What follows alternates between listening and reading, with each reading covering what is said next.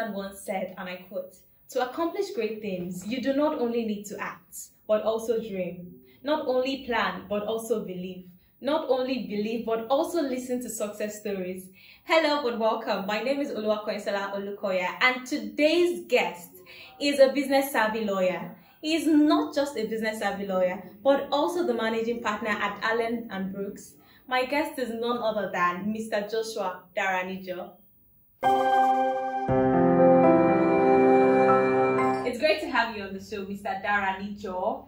So tell us about yourself. Thank you so much. It's a pleasure to be on the show. My name is Joshua Daranijo. I am a Christian. I'm the firstborn of a family of 3 boys, and I'm from Osun State. I'm a lawyer and the managing partner of Allen and Brooks, a law firm based here in Lagos, Nigeria. We've been in operations for over a year now, just roughly a year plus, and it's been a very interesting experience. We're a commercial law firm trying to provide business advisory and legal services to our clients. Amazing. So you just mentioned that you deal with commercial law. So of all the aspects of law, why commercial law? Why business law? Commercial law is broad and it covers almost everything, because when you think about it, every business at the very core is a commercial enterprise. You need to understand the principles of business and commerce to do business in any area or industry. So down to the market woman, up to the captain of industry, there is an understanding of how business works. And that's one thing that is at the core of our understanding as lawyers at Allen and Brooks. Because you realize that it's one thing to just know the law, it's another thing to be able to apply the knowledge of the law to a business. Yes. A peculiarity of that business. Okay, so you mentioned that you are the managing partner at Allen and Brooks. Yes. So it's no secret that being a managing partner takes a lot of work. So how do you balance work and your personal life? Thank you for that question. It's a question a lot of people ask, and sometimes I feel it's a really simple thing. It's discipline. The same discipline you put into working hard is the same discipline you need to put into finding time to rest. I feel like that's a mistake a lot of people make. They think discipline only applies to hard work. But discipline should also apply to fun. Discipline yourself to say, if I have to use the next 2 or 3 hours to have fun, to relax, to try something a bit more, in my leisure, you must stick to it, because you realize that you need to work on your personal health, mental health. Sometimes I just say, today, the first few hours of the day, I'm going to exercise. And every work I have to do, I either have someone on my team work on it while I'm exercising, or it's postponed till that particular time of the day, because my mental health, my physical health is important. And you mustn't just put one over the other. As you said, it's work-life balance. Discipline in both work and other aspects of your life. Okay, so we are going to talk about Allen and Brooks. Okay. So what was the inspiration behind the name itself? It's a very interesting question. Okay. A lot of people wonder if we just came up with 2 words and put it together, because it sounds tush. But I'm a man of faith, and I believe sometimes you want to ask for God's leading in your, approach towards starting any project. So my partner Dami and I were discussing at the time. Bolaji came on later, and we asked him what he felt about the idea, and he told me he was starting his own law firm. And I was like, let's just come in and join, and let's start as a group together. So Allen and Brooks came from 2 words, Allen and Brooks. Allen being a key used in engineering. So there's an Allen key we all know used in engineering, or engineers use, or people in the construction space. It's used to drive in a particular kind of screw. It's used to tighten things. And then you have brooks. A brook is a very peculiar water body that flows across the mountain or a difficult path. Okay. So 2 words coming together, we have industry, we have industry driver, we have something that creates firm and strong institutions, the Allen key, and we have brooks, a water path between the mountainside, between the most uncommon of places. We're trying to build a team that helps other businesses grow, build industry, at the same time navigating through the hurdles of business, navigating through the hurdles of whether government regulations. We are flexible enough, yet we are rigid to get the job done. So Allen Industry Brooks Innovation. Amazing. Industry and innovation. Amazing.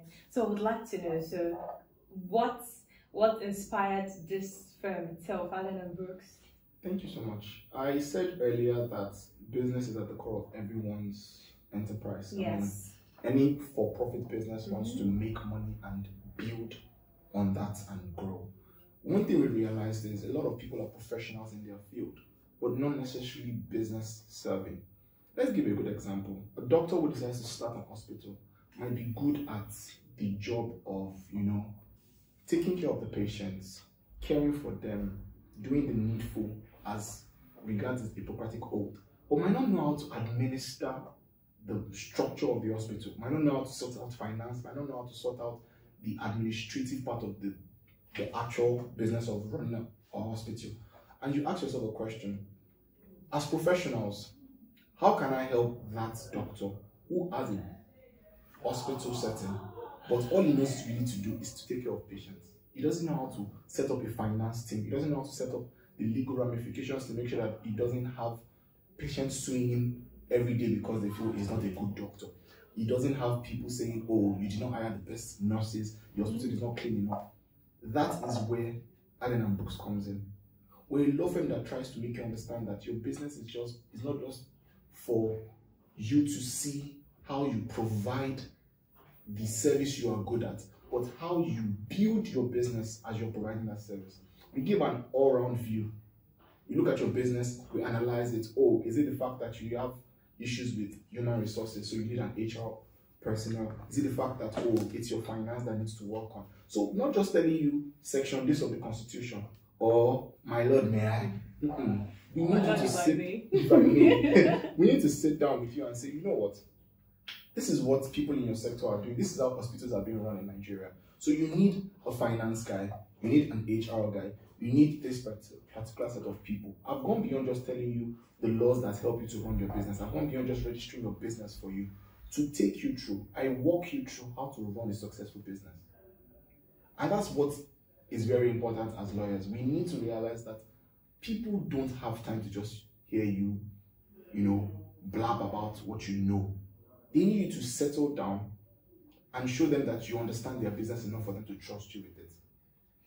That's what we're trying to achieve here at Allen and Brooks. Let our clients, I think customers is not the right word to use, our clients trust us enough to get their business to the next level.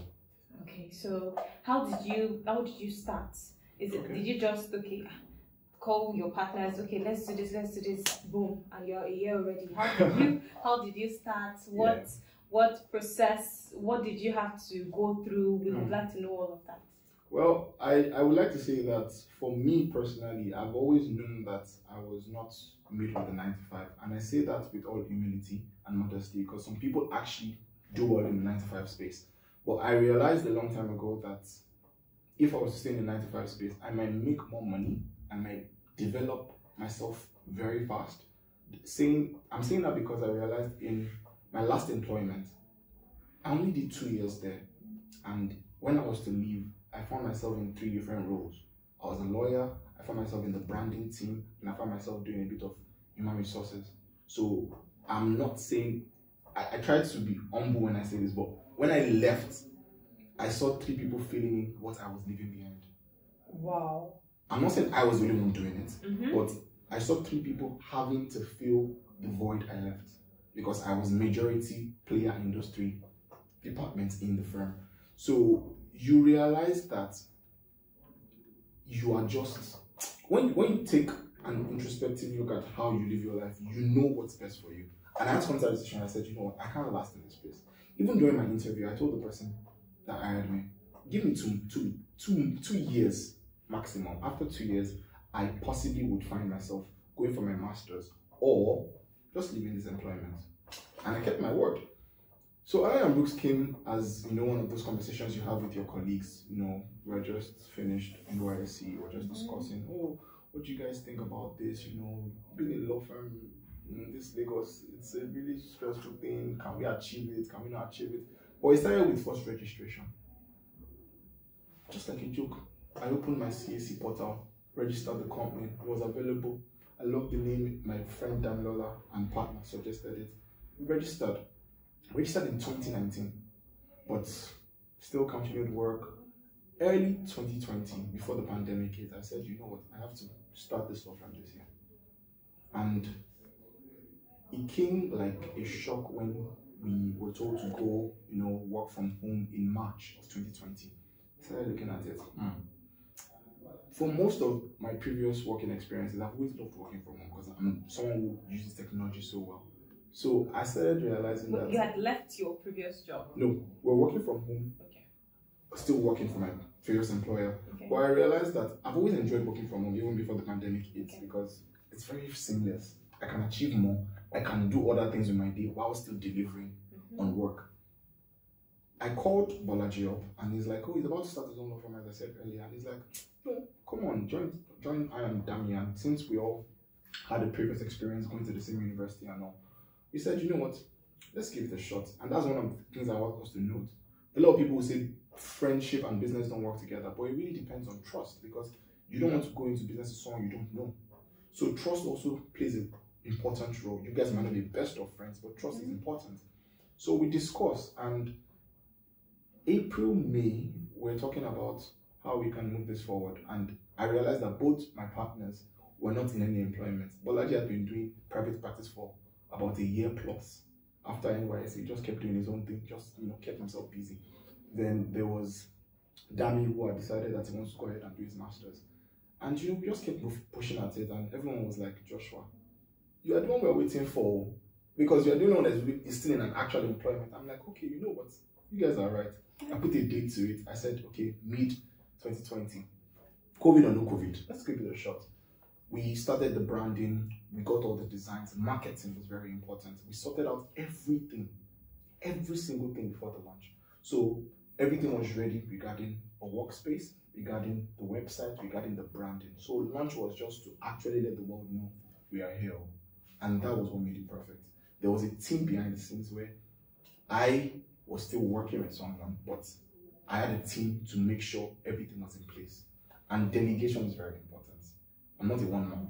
I always tell people that you can go further when there's collaboration, partnerships, like we have in our case. Okay. So that's how we started. All right. So since you started like 2020 officially. August 2020. August 2020. So since you started, have there been challenges? And I say this with all sensitivity, Okay. I don't want anyone to be offended. There's this, what's the word now?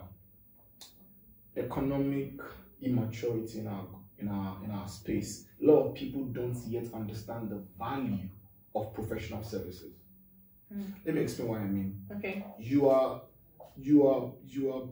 prone to appreciate more the carpenter and the plumber that comes to do physical work in your house or your office or whatever than that accountant, lawyer, even sometimes doctors. Okay, doctors, because we don't want to be sick, we can say that one is still physical. You just start to say, what exactly did you offer me? I saw you typing on your laptop and, some days later, you sent me a document, or I told you to help me look at my account and you just, they don't see the tangibility of your service. And that's very prone to our system, the way we are in Nigeria. So a lot of times we realize that people are undervaluing our service because we know the value we offer and we do not go below our standards because we have seen what is in the market, we have seen the deficits in the market, we have seen the void in the market, and we want to fill it. But a lot of people just feel like, what exactly are you offering as a lawyer?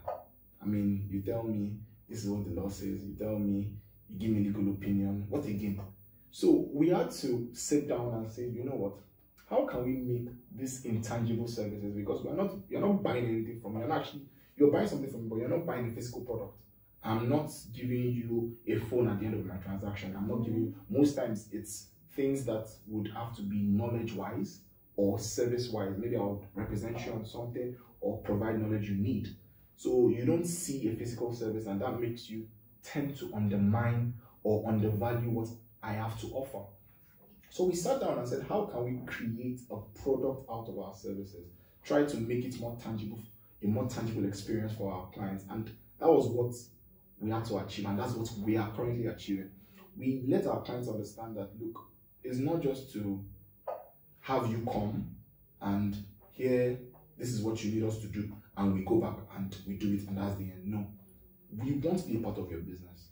Let's be that silent team that the world doesn't have to know, behind you, taking you through the process, along the way, working across every sector, whether it's the finance sector of your team, your regulatory sector, compliance, because in this market, regulatory compliance is very important. You want to make sure you're paying your taxes, you want to make sure that you are complying with government.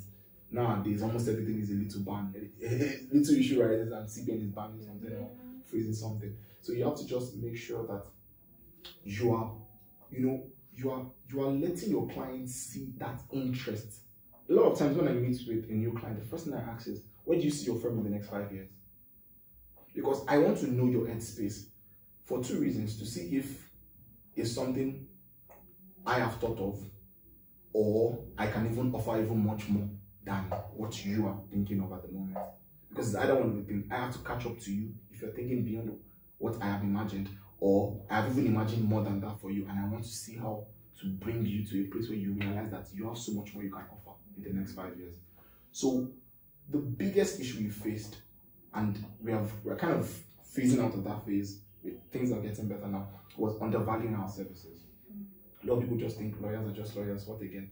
And with the whole economic situation of Nigeria, you tend to see people who are like, is the lawyer the most important thing I need right now? And we keep telling people, yes, a sound lawyer from a firm like Allen and Brooks would always make sure you guys are on the right path as a business. Most times it's until we get into trouble before we know that we need a lawyer. Exactly. We all think that all you do is, my lord, may I in the court, my lord, if I may, as Lasisi said in his video. Alright, so what is your biggest accomplishment since you started Allen and Brooks? Allen and Brooks' biggest accomplishment is building a team of 3 at the beginning of August 2020 to a team of 8 as of today. Oh, wow. And one of those people, even though she's just an intern in Canada, a virtual intern, she still has a role to play. And the people are what makes any team. I always tell people, we can work on getting, a big workspace. We can work on getting a nice, we're in VI, our office is in VI, but we can work on even getting our office in Banana Island and all that. That's nice. But if you're not building people, your business can't go far. So a lot of people might focus on, let's make sure the packaging is good. Yes. We have a nice law firm, we have a good paycheck. No, the team must continue to grow. Not just in number, but in quality of service to deliver. So one of the most important things we have done in the last 1 year is be very, very specific about the people we bring on board. See how far they are willing to go with us. And even if you have to leave along the line, because it's fine, it's a free world. Let's make sure you leave our firm better than you came. As an individual, you must grow. You must understand how to be better business savvy, how to let your clients have confidence in you as a lawyer or a professional. Okay, so how has your firm, how has it been able to distinguish itself from its competitors? Like, what makes you stand out? What makes Allen and Brooks stand out? Yeah, it's a very competitive market, and that's a very wonderful question.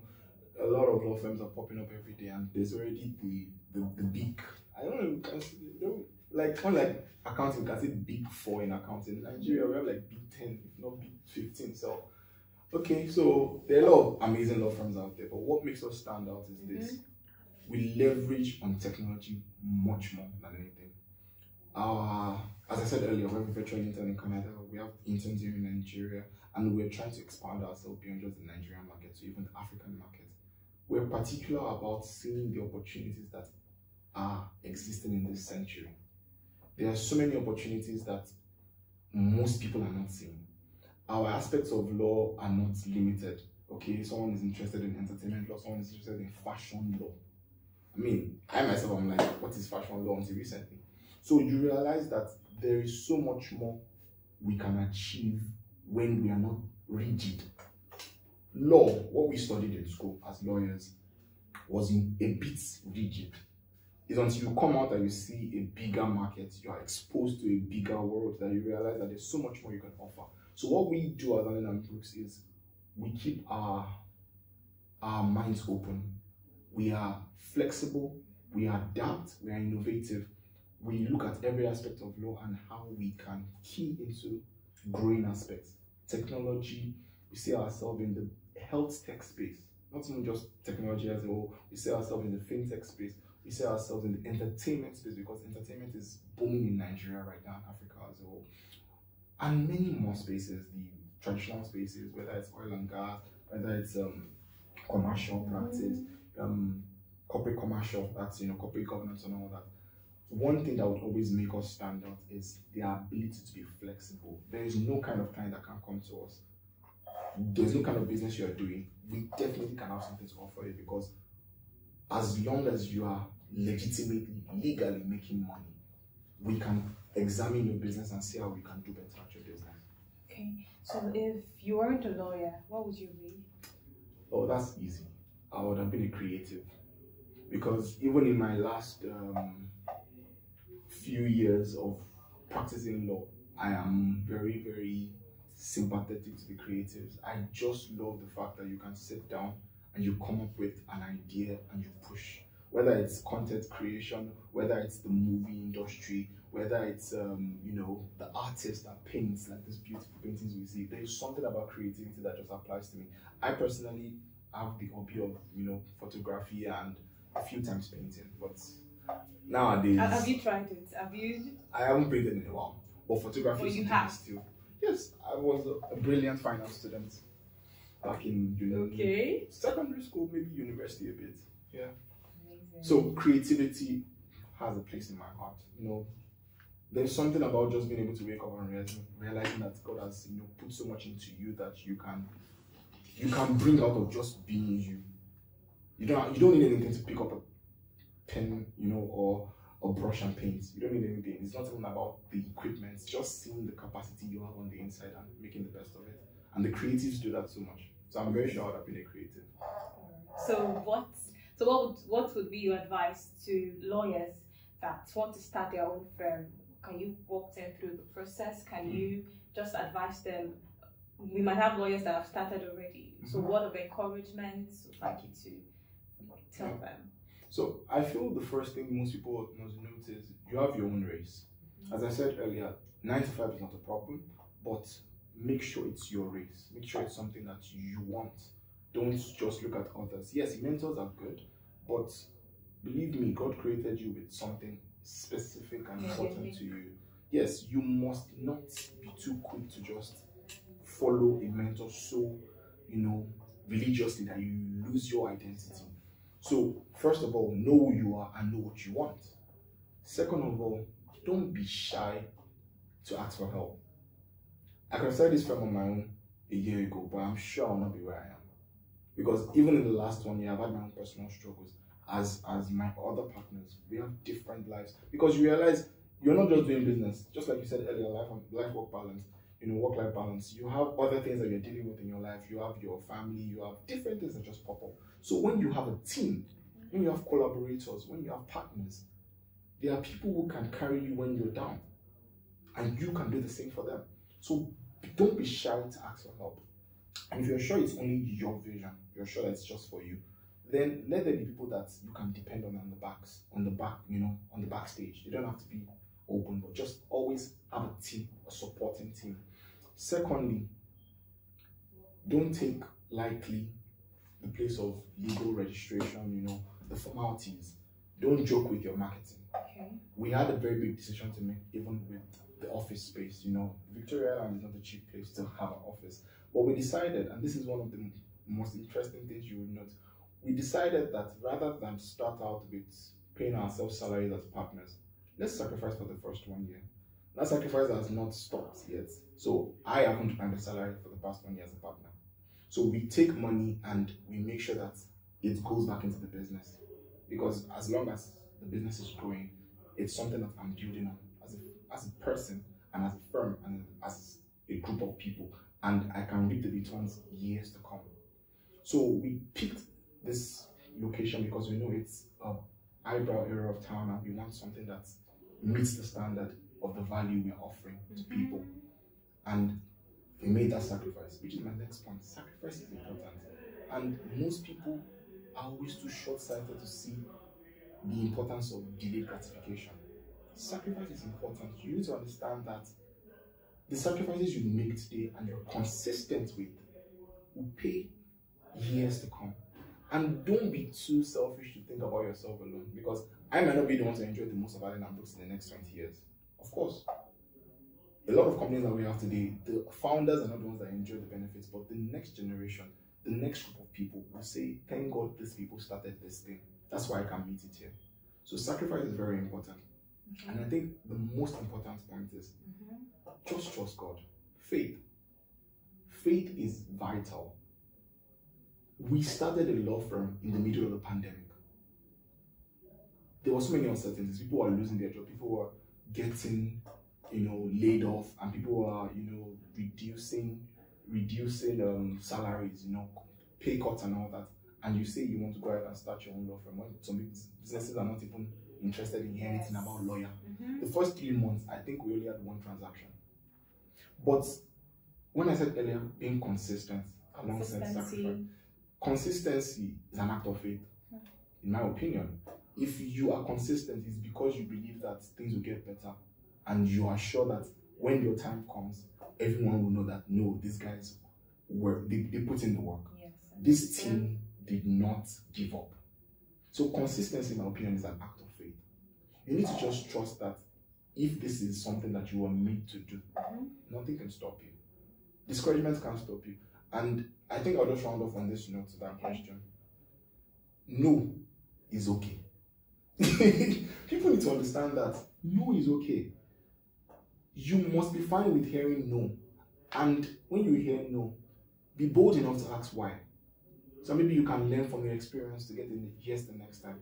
So no should not be something you're shy of. Okay. But be bold enough, or scared of, be bold enough to say, do you mind telling me why you said no? And if they give you the simple answer, it's not you, it's me, that's fine. But if they tell you it's you, this is why I said no. It's not you, it's me. I know, you know that line now, you know the line now. But just in case the person tells you it's actually you, you would learn better on how to push for a yes the next time. But no is okay. Amazing. Thank you so much for sharing. Thank you for watching. Do not forget to join in on the conversation in the comment section. Hit the like button, subscribe, share our videos. I'll see you in the next video. Bye-bye. Bye.